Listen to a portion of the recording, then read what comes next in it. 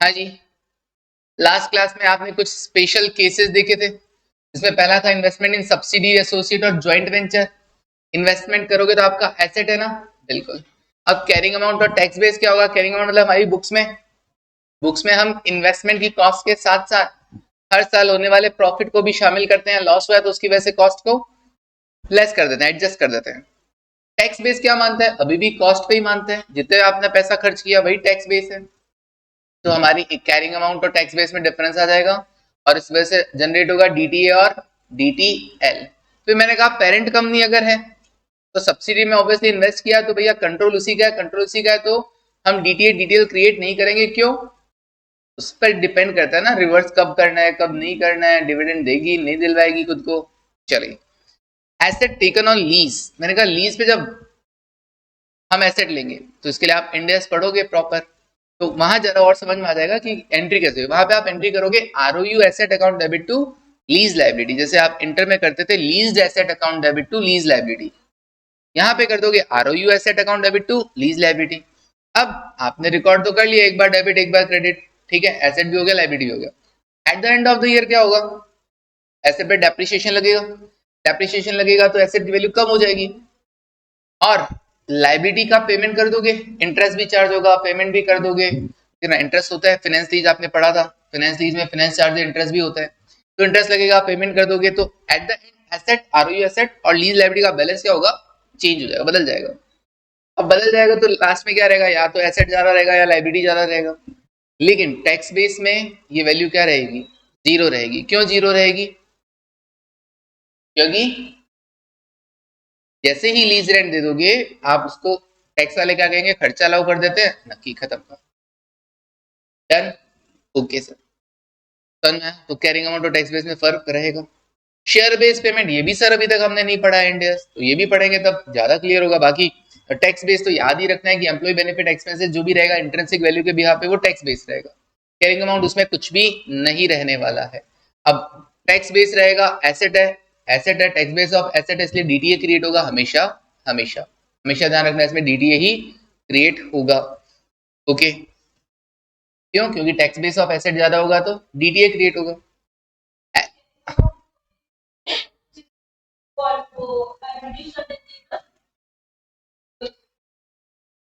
Carrying amount मतलब balance sheet में कितना आएगा? बैलेंस शीट में आएगा ही नहीं,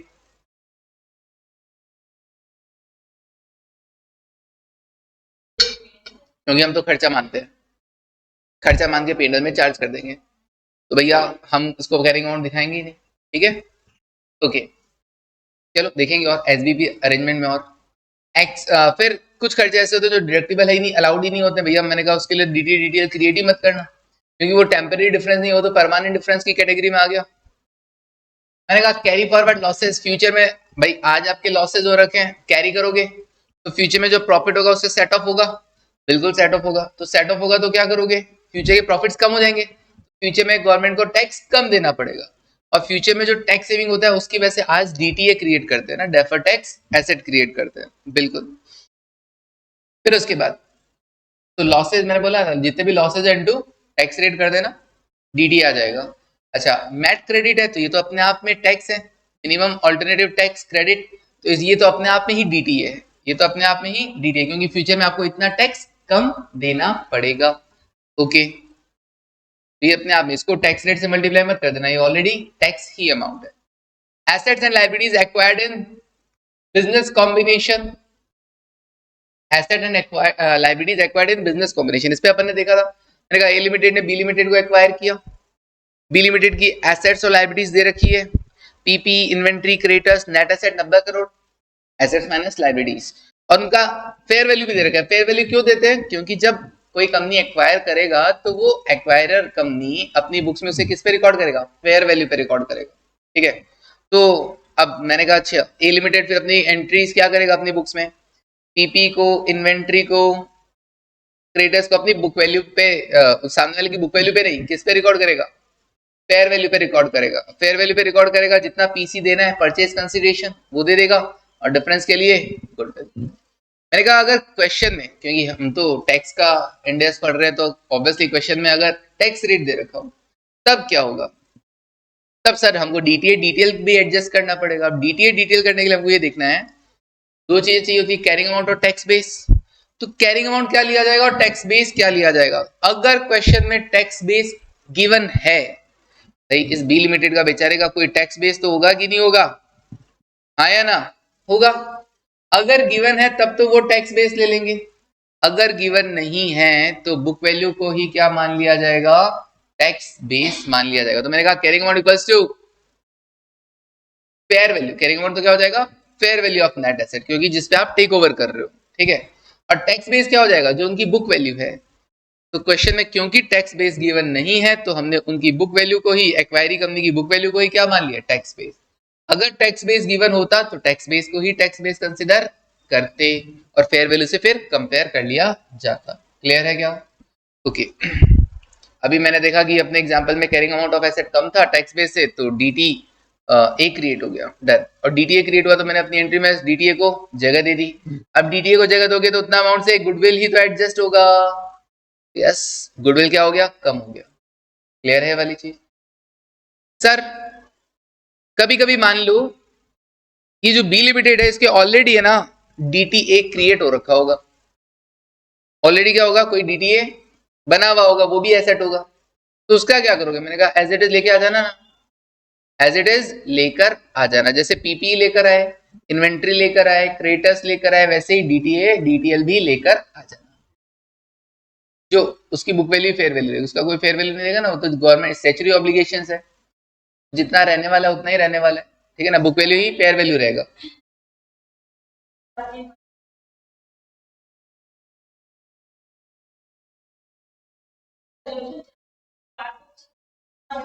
बिल्कुल बिल्कुल, अभी आएंगे उसी टॉपिक पे। चलो आगे देखो, हाँ ठीक है, हाँ। अरे ये अपन ने ना पूरा एरिया कवर कर लिया था, जबकि ये था किधर, ए लिमिटेड के नीचे था, समझ जाओगे ना ये टैक्स रेट वाला गिवन हो तो। ओके, वो चीज नहीं लिखवा रहा हूँ कि डीटीए दे रखा हो तो ऑलरेडी कैरी हो जाएगा। मैं कुछ पॉइंट्स लिखवा देता हूँ, एक काम करता हूँ कि बात भी डीटी हो जाए तो हो अभी देखते हैं। समझ रहा हूँ मैं तुम्हारी बात, ऐड कर देना, ठीक है ना, एडजस्ट कर देना। देखो दिखते हैं ना,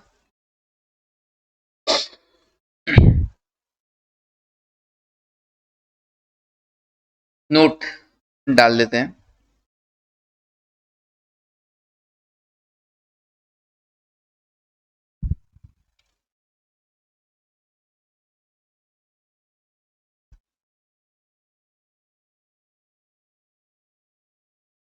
इफ देयर इज डीटीए और DTL,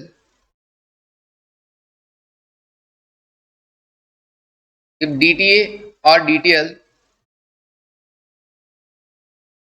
already exist in the books of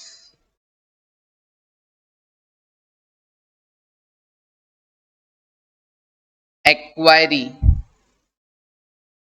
और अपने एग्जाम्पल में कौन था वो, B limited,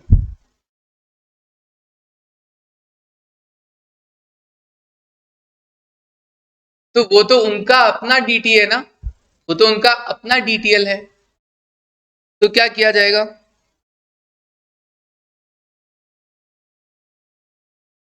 that balance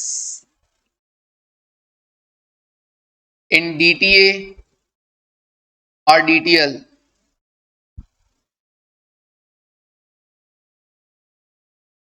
will be taken over as other assets and liabilities,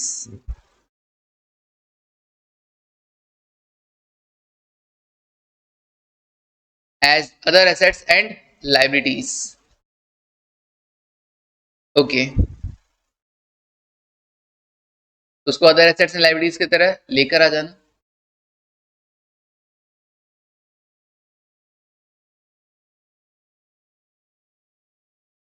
और क्या होगा, उसको लेकर आ गए, डीटीए डिटेल जो भी था उसको लेकर आ गए। अब तुम अपना डीटीए डिटेल कंपेयर करके देख लेना फेयर वैल्यू और बुक वैल्यू को, और उसे उसमें ऐड या लेस कर देना, ठीक है ना।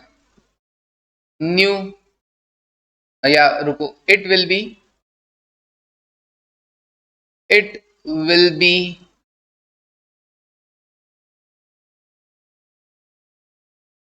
in addition to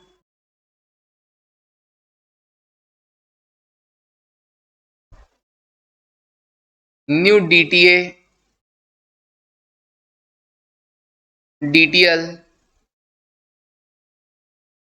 arising. It will be in addition to new DTL arising by comparing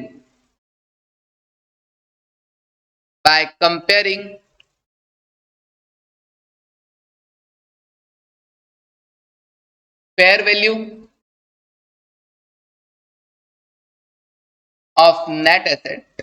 fair value of net asset आपकी कैरिंग अमाउंट है ना, आया ना, and book value of acquiree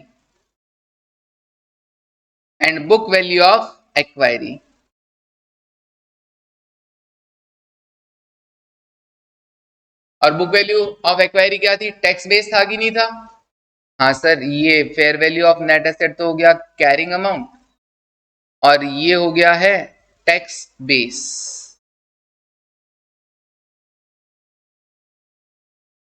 but if actual tax base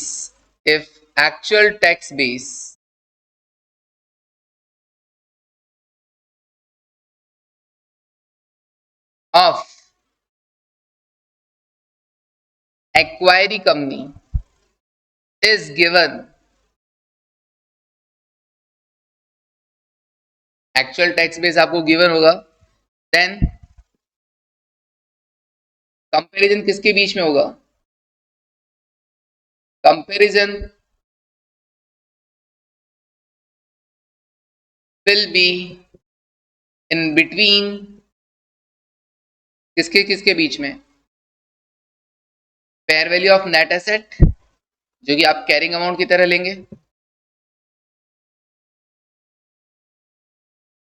and actual tax base.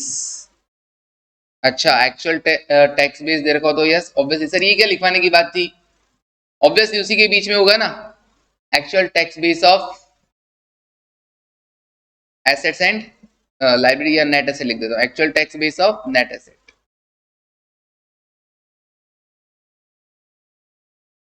ये कोई बताने की बात थी? मैंने कहा हाँ. क्या? अगर एक्चुअल टैक्स बेस दे रखा है और उससे आप फेयर वैल्यू को कंपेयर करते हैं, अब in this case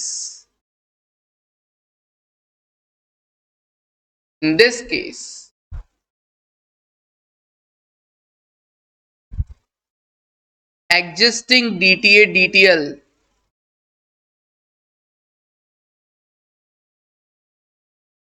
will be ignored. केवल नए वाले को कंसिडर करना है.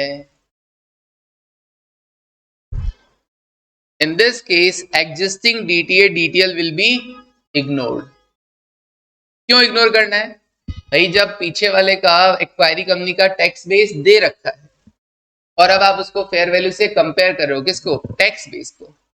तो जो भी DTA DTL बनना है वो अपने आप क्या हो जाएगा? एडजस्ट होकर आ जाएगा कि नहीं आ जाएगा? हाँ सर आ जाएगा. कैसे समझना एक चीज को, एक तो हो गया एक्वायरी कंपनी की बुक्स में बुक वैल्यू, एक हो गया एक्वायरी कंपनी की बुक्स में टैक्स बेस,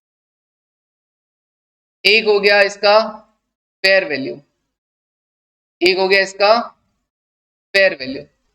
अगर आप बुक वैल्यू को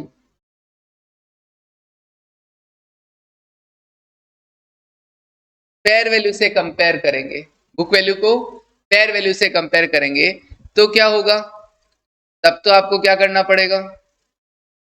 बुक वैल्यू को फेयर वैल्यू से अगर आप कंपेयर करेंगे तो जो एग्जिस्टिंग DTA DTL है उसको भी देखना पड़ेगा और न्यू वाले को भी देखना पड़ेगा.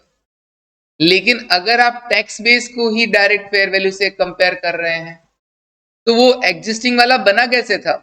सर एग्जिस्टिंग वाला तो एक्वायरी की टैक्स बेस को बुक वैल्यू से कंपेयर करके बना था। एग्जिस्टिंग वाला कैसे बना होगा? उनकी बुक्स में, एक्वायरी की बुक्स में कैसे बना होगा? उनकी कैरिंग अमाउंट और उनकी टैक्स बेस को कंपेयर करके बना होगा कि नहीं बना होगा? जरूरत ही नहीं है, आप उसकी ऑलरेडी टैक्स बेस को अब नई रिवाइज फेयर वैल्यू से ले रहे हो ना, तो वो अब जितना भी टोटल आना है, वो जितना भी टोटल डिटेल बनना है, वो इसी से बनने वाला है। आप खुद सोचो, एक नई कंपनी में एसेट्स लायबिलिटीज ट्रांसफर हो गई है, आपको टैक्स बेस दे रखा है उस सारी एसेट्स और लायबिलिटीज का, तो टैक्स बेस जब दे रखा है नई, और उनकी नई वाली एसेट्स और लायबिलिटीज की सबकी फेयर वैल्यू दे रखी है, तो अब जो डिटेल जनरेट होगा वो तो इन टोटल होगा ना, उसमें पहले वाला ऐड थोड़ी ना होगा, वो तो ऑटो एडजस्ट हो गया, पहली वाली तो बातें भूल जाओ। हाँ, अगर हम बुक वैल्यू से, एक्वायरी कंपनी के बुक वैल्यू से ही कंपेयर कर रहे हैं, तो फिर ऐसा बुक वैल्यू से टैक्स बेस वाला एग्जिस्टिंग भी देखना पड़ेगा और टैक्स बेस से फेयर वैल्यू वाला न्यू भी देखना पड़ेगा। लेकिन अगर आप टैक्स बेस और फेयर वैल्यू को कंपेयर करते हो, तो केवल जो न्यू क्रिएट हो रहा है उसे ध्यान में रखना है, एग्जिस्ट वाले को ध्यान में नहीं रखना है। ये चीज याद रखनी होगी। मुझे नहीं लगता कि सीएमए लेवल पे ऐसा पूछा जाएगा, बट फिर भी याद रखना। नोट्स में एक क्वेश्चन डाल दूंगा इसका, ठीक है ना? नोट्स में एक क्वेश्चन डाल दूंगा इसका। चलिए, अब तभी बोला नोट्स में डालूंगा, अभी ऐसे टेंशन नहीं लेना, ठीक है ना? नोट्स में चलो, अभी आप ये लिख लो, ये वाला भी बना लो।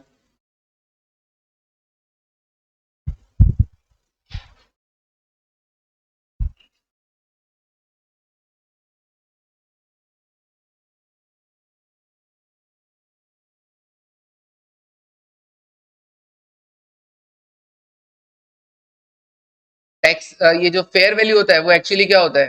सर हमने क्या कंसिडर कर रखा है? फेयर वैल्यू मतलब जो एसेट्स और लायबिलिटीज की फेयर वैल्यू होगी वो क्या कहलाएगी? हमारी कैरिंग अमाउंट कहलाएगी कि नहीं कहलाएगी?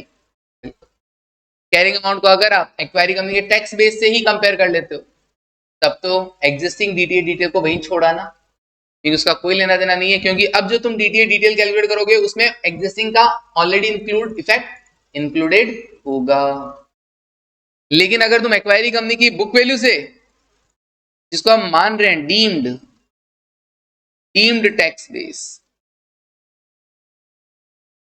अब मेरे को एक बात बताओ, अगर मैं एक्वायरी कंपनी की बुक वैल्यू को टैक्स बेस मान रहा हूं, समझना इस चीज को एक बार वापस, और एक्वायरी कंपनी की बुक्स में डिटेल दे रखा है, तो ये चीज तो क्लियर है कि एक्वायरी कंपनी की बुक वैल्यू और उसका टैक्स बेस अलग अलग है। आया ना? अगर एक्वायरी कंपनी की बुक्स में डिटेल है, तो ये तो मान के चलो कि उसका बुक वैल्यू और टैक्स बेस क्या है? अलग अलग है। लेकिन मुझे टैक्स बेस दे ही नहीं रखा, मुझे केवल बुक वैल्यू दे रखा है, तो उस केस में मैं एग्जिस्टिंग डिटेल को तो एज इट इज कैरी करूंगा ही करूंगा, और बुक वैल्यू से फेयर वैल्यू को कंपेयर करते हुए न्यू वाला और क्रिएट करूंगा, और उसके बेसिस पे देख लूंगा और क्रिएट करना है कि रिड्यूस करना है। और क्रिएट करना, रिड्यूस करना मतलब डीटीए है ऑलरेडी और नया भी डीटीए है, तो दोनों को ऐड कर देना। पुराना डीटीए लेकिन नया डीटीएल है, तो एडजस्ट कर लेना कि डीटीए ज्यादा है कि डीटीएल ज्यादा है, इस तरीके। हाँ जी, फेयर वैल्यू तो रिवाइज्ड वैल्यूज हो गई, मार्केट रेट हो गया देखा जाए तो, ठीक है ना? समझ में आ रहा है? तो अगर आपको डीटी डिटेल दे रखा है ना पुरानी कंपनी का, इसका मतलब उनकी पुरानी वाली कंपनी की बुक वैल्यू और टैक्स बेस अलग अलग है। और अब आप बुक वैल्यू से खुद की फेयर वैल्यू को कंपेयर कर रहे हो भैया, तो इसका मतलब उनके पुराने डीटी को भी देखो और नया जो बन रहा है उसको भी देखो।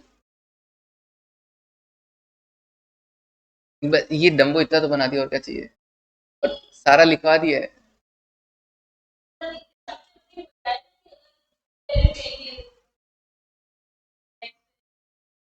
तो ये क्या लिखवाया था?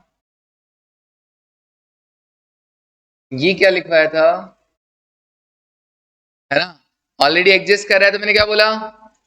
अगर डीटीए डिटेल ऑलरेडी एग्जिस्ट कर रहा है, that balance will be taken over as the asset and liabilities, आप उसको कैरी करना आगे, पहले ये लिखवाया।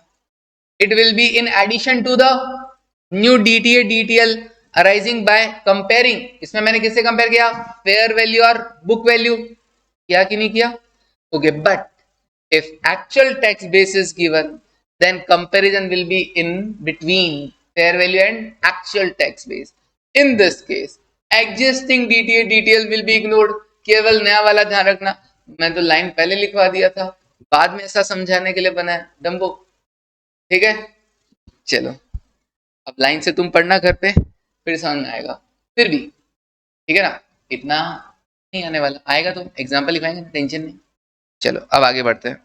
सर एक बात बताओ, मैंने कहा क्या? एक्वायरी कंपनी का भी टैक्स रेट दे रखा है और एक्वायरर का भी टैक्स रेट दे रखा है, लेकिन दोनों का टैक्स रेट अलग अलग। अब टैक्स रेट कौन सा लोगे? टैक्स रेट कौन सा लोगे, एक्वायरी का या एक्वायरर का? डीटीए डीटीएल के लिए किसका, क्या लगता है? टैक्स रेट, हाँ बातें तो तुम अच्छी करते हो, लेकिन यहां पे हम एक्वायरी का लेंगे। Tax rate for calculating DTA DTL,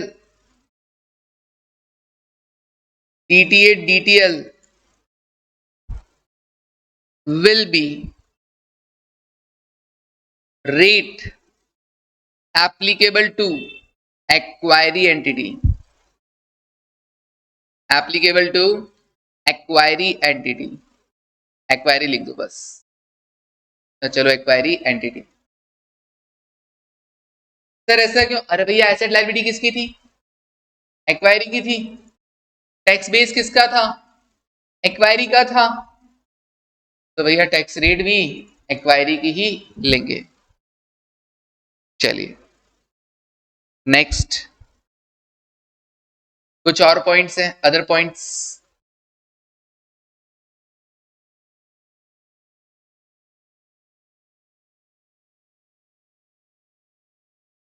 पहले अपन ने क्या लगाया था? सम स्पेशल केसेस लिखवाया था। अब सम अदर पॉइंट्स।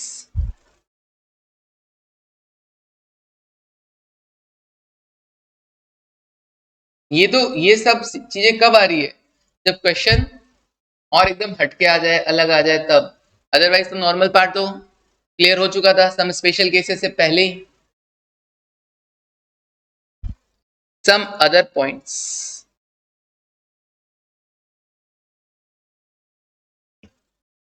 लिखा नहीं क्या? अच्छा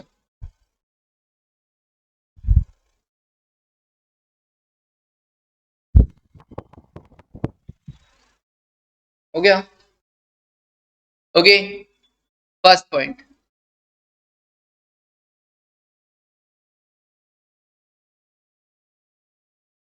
conditions,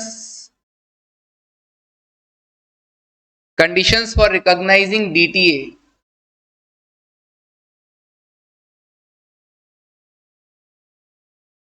conditions for recognising DTA, DTA कब बुक्स में रिकॉग्नाइज करना चाहिए या कब कर सकते हो? सर डीटीए तो ये होता है ना कि आप फ्यूचर में टैक्स की सेविंग हो जाएगी आपको। आज आपने टैक्स ज्यादा दे दिया लेकिन कल कम देना पड़ेगा। एक बात बताओ, कल किसने देखा? कल मान लो तुम्हारे प्रॉफिट ही ना हो, लॉस हो रहा हो, तो क्या जो तुमने जो एक्स्ट्रा टैक्स पे किया था उसको सेट ऑफ करवा पाओगे? नहीं सर, लॉस हो रहा है तो गवर्नमेंट को टैक्स देना ही नहीं है, तो टैक्स सेट ऑफ कैसे हो पाएगा? तुम कह ही नहीं सकते मैंने पहले ज्यादा दे रखा था अब कम दूंगा। लॉस है, गवर्नमेंट मांग ही नहीं रही है तुमसे, टैक्स ही नहीं मांग रही है, भैया तुम तो लॉस में हो, तो तुम सेट ऑफ नहीं करवा पाओगे ना। नहीं। तो डीटीए क्रिएट ही कब करना होगा? जब तुमको लग रहा हो कि तुम्हारे फ्यूचर में प्रॉफिट्स होंगे।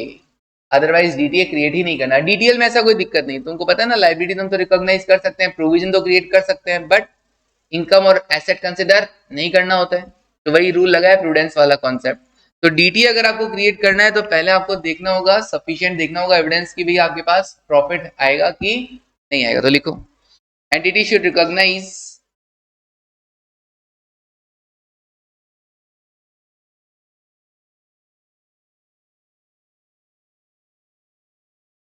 entity should recognize DTA only if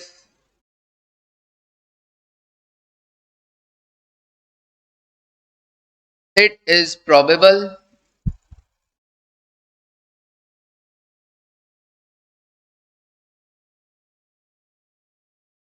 that there would be sufficient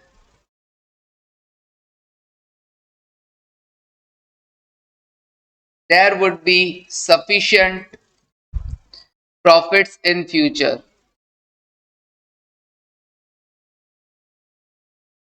आपको लग रहा हो, पॉसिबिलिटी हो कि भैया फ्यूचर में आप प्रॉफिट कमा लेंगे, तभी डीटीए क्रिएट करना, अदरवाइज मत करना।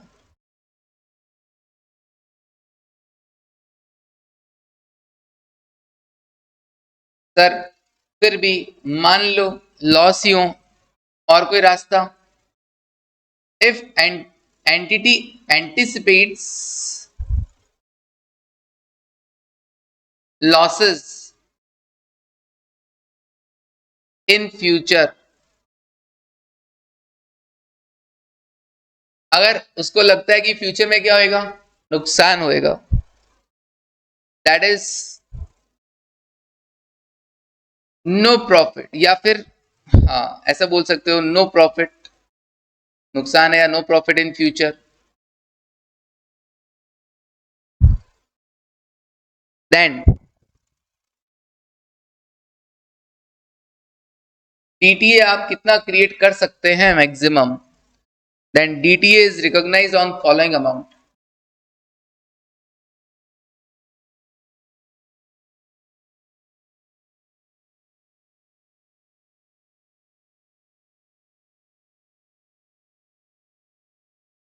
तो आप डीटीए कितना क्रिएट कर सकते हैं मैक्सिमम?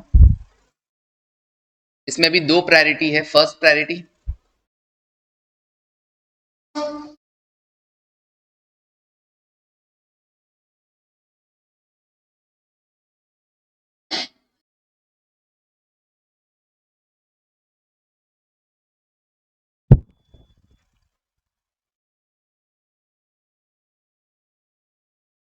फर्स्ट प्रायोरिटी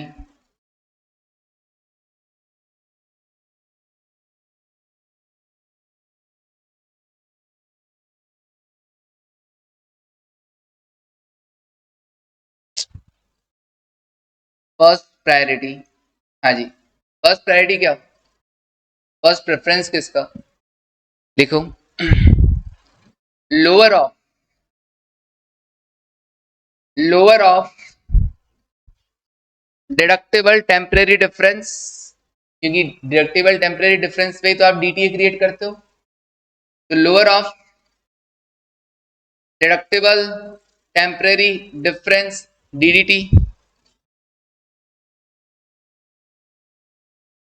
और profit that can be generated, profit that can be generated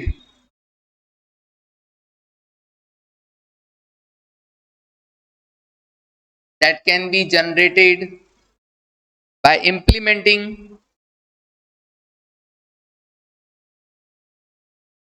tax planning strategy, tax planning strategy minus cost of implementing such strategy, cost of implementing such strategy।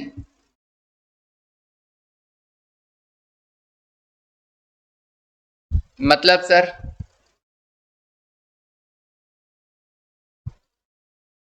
मतलब ये कि अगर आपका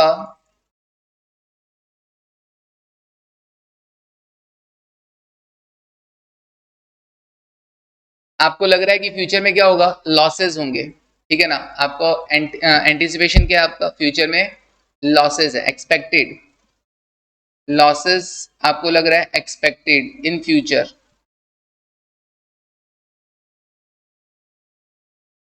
अब आपको लॉस लग रहा है तो ऑब्वियसली आप डीटीए क्रिएट नहीं करोगे, क्योंकि आपको प्रॉफिट होगा तभी आप क्रिएट करोगे ना, लेकिन उसमें भी आप कितना डीटीए क्रिएट कर सकते हैं, आपका डिडक्टेबल टेम्पररी डिफरेंस कितना है जिस पर आप डीटीए क्रिएट करना चाहते हो, ठीक है ना, डिडक्टेबल टेम्पररी डिफरेंस कितना है जिस पर आप डीटीए क्रिएट करना चाहते हो, और प्रॉफिट जनरेटेड बाय, प्रॉफिट कहां से आ गया, अरे तुमने टैक्स प्लानिंग किया ना, मैंने कहा लॉस को प्रॉफिट में कौन दिखाना चाहेगा, गवर्नमेंट को टैक्स और देना पड़ जाएगा। अरे प्रॉफिट में इसलिए दिखाना चाहेंगे ताकि लोन वोन मिल जाए। तो अगर अपन ने टैक्स प्लानिंग स्ट्रेटेजी से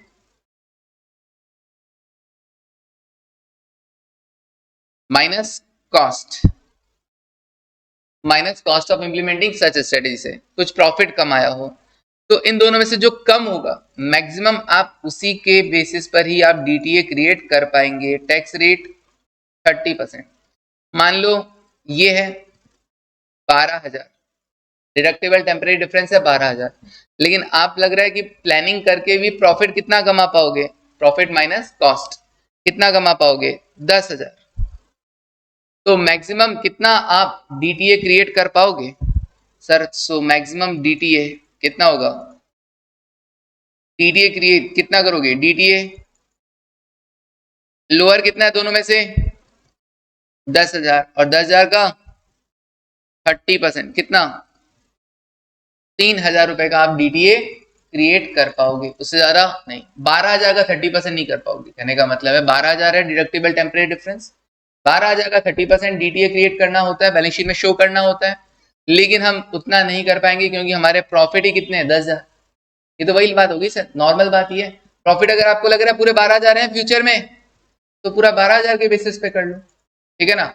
आपको लग रहा है कि टैक्स बेस आपका आ जाएगा, डिफरेंस आ जाएगा फ्यूचर में, तो आप पूरा क्रिएट कर लो, आपके सफिशिएंट प्रॉफिट होंगे। सफिशिएंट प्रॉफिट नहीं है तो जितना भी प्रॉफिट होने वाला है टैक्स प्लानिंग स्ट्रेटेजीज वगैरह से, उस प्रॉफिट का और डीटीडी का जो भी लोअर होगा उस इनटू टैक्स रेट। क्लियर है वाली चीज? ओके, याद रखना होगा। लिख लिया क्या?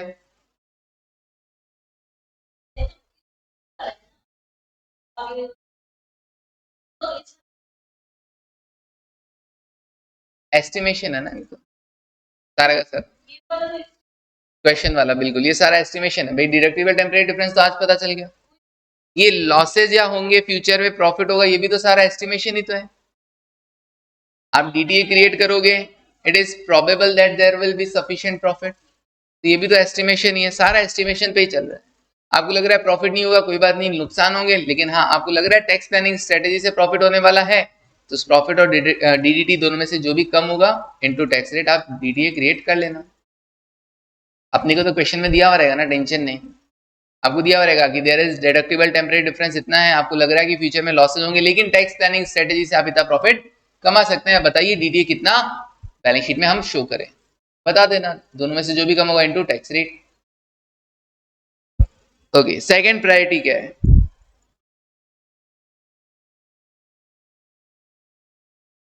फर्स्ट प्रायोरिटी हो गया बिल्कुल। Now second priority,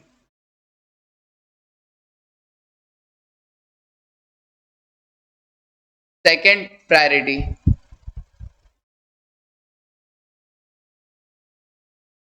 lower of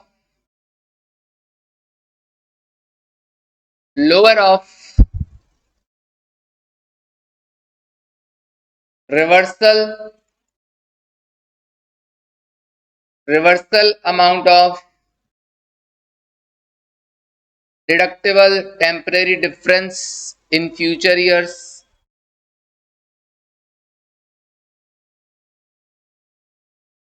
or reversal amount of taxable temporary difference in future years।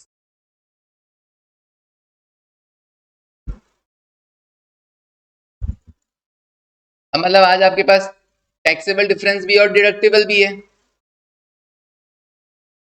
Taxable भी और डिडक्टेबल भी है। टैक्सेबल टेम्परेरी डिफरेंस पे क्या जनरेट होगा, डीटीएल, और डेफर्ड टैक्स लायबिलिटी, मतलब हम बोल रहे हैं कि हम फ्यूचर में टैक्स देंगे, और डिडक्टेबल टेम्परेरी डिफरेंस पे क्या क्रिएट होगा, डीटीए, कि हमारा को फ्यूचर में टैक्स सेविंग होगा। अब मेरे को एक तरफ बोल रहा हूँ टैक्स सेविंग होगा, दूसरी तरफ बोल रहा हूँ टैक्स पे करूंगा, दोनों को सेट ऑफ कर देना। तो set of in the sense क्या होगा, जो भी रिवर्सल होने वाला है, जो भी रिवर्सल हम देख लेंगे कि हर साल कितना कितना रिवर्सल होगा, हमें पता होगा ना कि हम कैसे डेप्रिसिएशन चार्ज कर रहे हैं, वो कैसा कर रहा है। तो जैसा जैसा रिवर्सल एक्सपेक्टेड है उस रिवर्सल अमाउंट को देखना, दोनों में से जो भी कम होगा आप क्या कर पाओगे, उतना मैक्सिमम क्या कर पाओगे, डीटीए क्रिएट कर पाओगे रिवर्सल अमाउंट का इनटू भाई टैक्स रेट। जो भी होगा उतना आप क्या कर पाओगे, डीटीए क्रिएट कर पाओगे। ओके, मतलब सर कैसा, मान लो आपको दे रखा है फॉर एग्जांपल रिवर्सल,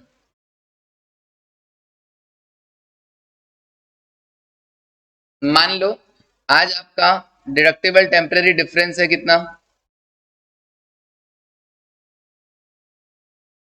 3000, और टैक्सेबल टेम्परेरी डिफरेंस है मान लीजिए कितना, 12000। इसके लिए बोल रहा है to be reversed in next 3 years, वो भी कैसे, इक्वली।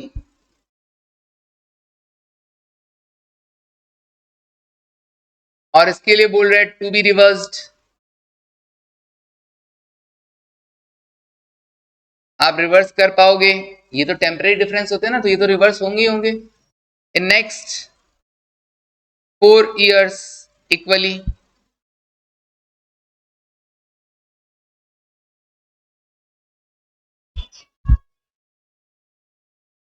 तो अब क्या होगा सर, रिवर्सल कितना कितना होगा, रिवर्सल होगा कितना कितना, ईयर 1 2 3 4, डिडक्टिबल टेम्परेरी डिफरेंस का रिवर्सल कितना सर, आगे आने वाले 3 साल, तो 1000 1000 1000, और टैक्सेबल टेम्परेरी डिफरेंस कितना है 12, वो रिवर्सल 4 सालों में होगा, तो 3000 3000 3000, ठीक है, यहाँ पे कोई रिवर्सल नहीं हो रहा है। तो अब आप क्या करेंगे, हाँ सर सॉरी, यहाँ पे तो होगा ना, यहाँ पे तो 3000 होगा, ठीक है। अब दोनों में से कम कौन सा है, लोअर ऑफ ए और बी, लोअर ऑफ ए और बी, 1000 1000 1000, क्वेश्चन में टैक्स रेट भी लिख लेना, टैक्स रेट 30%, टैक्स रेट 30%। तो मैक्सिमम रिवर्सल आप कितना कर पाओगे सर, सॉरी डीटीए कितना क्रिएट कर पाओगे, lower of reversal, lower of A और बी। ओके, तो डीटीए कितना क्रिएट होगा, सो डीटीए आज डीटीए कितना होगा सर, रिवर्स कितना, एक एक एक, 3 साल में कितना, 3000, और 3000 का 30% कितना, 900 रुपए, डेफर टैक्स एसेट, आप 900 रुपए का डीटी आज क्रिएट कर पाओगे। आपको पता है कि 1000 ही मैं क्या कर पाऊंगा, एडजस्ट कर पाऊंगा, कर लूंगा, तो बस 1000 3000 उतना आप क्या कर लेना, उस डिफरेंस पर डीटीए क्रिएट कर देना। हाँ जी,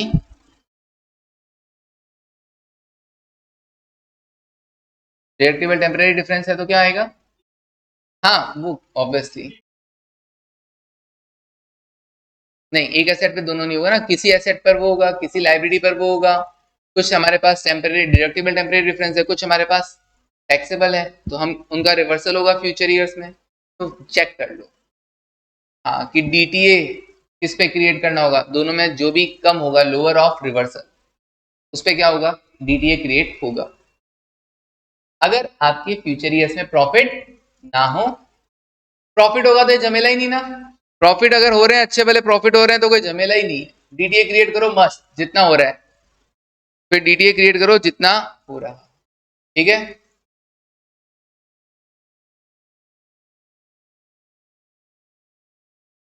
मान लो इसका उल्टा होता, डीटीडी होता 12000 और टीडीडी होता 3000, तब भी तो आप इतना ही कर पाते ना, तब भी आप इतना ही कर पाते, फिर ज्यादा नहीं कर पाते। अभी तो अपन मान लो देखा जाए तो है ना, 3000 का अपना डीटीडी है और 3000 का 30% डायरेक्ट आंसर करूं तो भी 9000 आ जाएगा, क्यों, क्योंकि मैंने डीटीडी का अमाउंट कम लिया।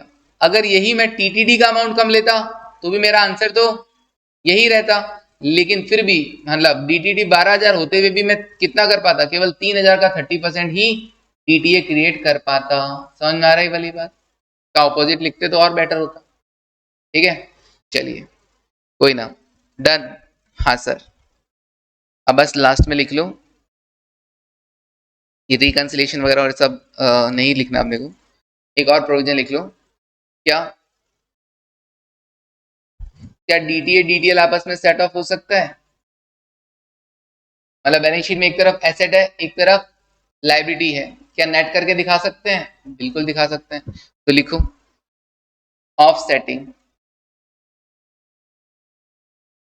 Offsetting of current tax asset. Sir आप तो डीटी बोले, हाँ तो करंट टैक्स भी लिखो, current tax assets and current tax liability. मतलब मैंने कुछ तो एडवांस टैक्स दे रखा है और कुछ मेरा इस बार का प्रोविजन फॉर टैक्सेशन मैंने क्रिएट कर रखा है। तो एक तो मेरा लाइबिलिटी हो गया और मेरा एसेट हो गया है। क्या मैं इनको आपस में सेट ऑफ कर सकता हूं? बिल्कुल कर सकता हूं। और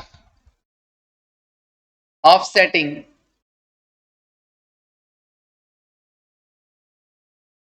of deferred tax assets and deferred tax liability.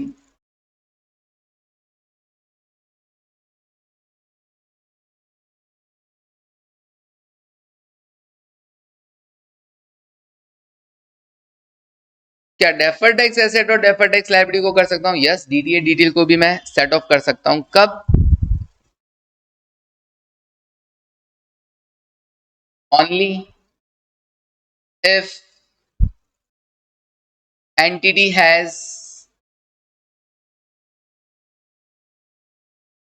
has legal enforceable right,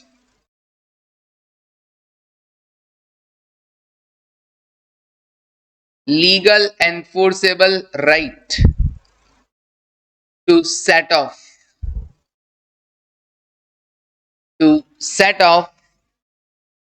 the respective tax asset and liability, the respective tax asset and liability।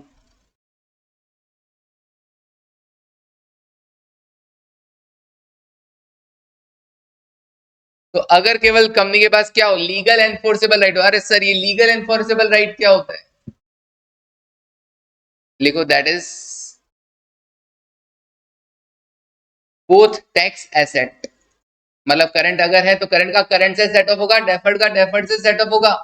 ऐसा मत कर देना करंट टैक्स एसेट का डेफर्ड टैक्स लायबिलिटी से सेट ऑफ, नहीं, current tax asset का current tax liability से और डेफर्ड टैक्स एसेट का डेफर्ड टैक्स लायबिलिटी से सेट ऑफ हो सकता है। That is both tax asset. अच्छा, और लीगल एनफोर्सेबल राइट क्या होगा वो बताता हूं। Both tax assets and tax liability are levied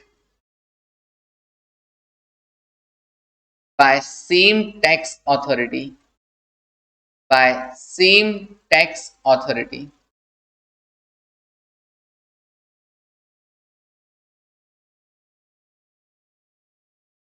अपने यहाँ टैक्स अथॉरिटीज अलग अलग है कि नहीं है? इनकम टैक्स का अलग होगा, जीएसटी का अलग होगा, तो कहा भैया सेम टैक्स अथॉरिटी होनी चाहिए। इनकम टैक्स में लायबिलिटी तो इनकम टैक्स के ही एसेट होनी चाहिए, तब जाके आप क्या कर पाओगे, सेट ऑफ कर पाओगे। पता चला तुम जीएसटी का इधर से कर रहे हो, उधर ज्यादा पे कर रखा है, इधर कम लायबिलिटी है, सेट ऑफ कर लो, वो पॉसिबल नहीं है। तो लीगल एनफोर्सेबल राइट का मतलब यही हो गया कि आपके पास अथॉरिटी क्या होनी चाहिए, टैक्स अथॉरिटी क्या होनी चाहिए, सेम होनी चाहिए, टैक्स एसेट और टैक्स लायबिलिटी की। डन। चलिए ये था इंडियस मेन क्रक्स क्या था, कैरिंग अमाउंट ऑफ एसेट ज्यादा हो तो टैक्सेबल टेम्परेरी डिफरेंस है उस पर क्या बनाएंगे, डीटीएल, और कैरिंग अमाउंट ऑफ एसेट कम हुआ तो DTA, carrying amount of liability ज्यादा हुआ तो डीटीए, और कैरिंग अमाउंट ऑफ लायबिलिटी कम हुआ तो डीटीएल। चलिए डन है फिर आज के लिए, इतना काफी है। Thank you, take care and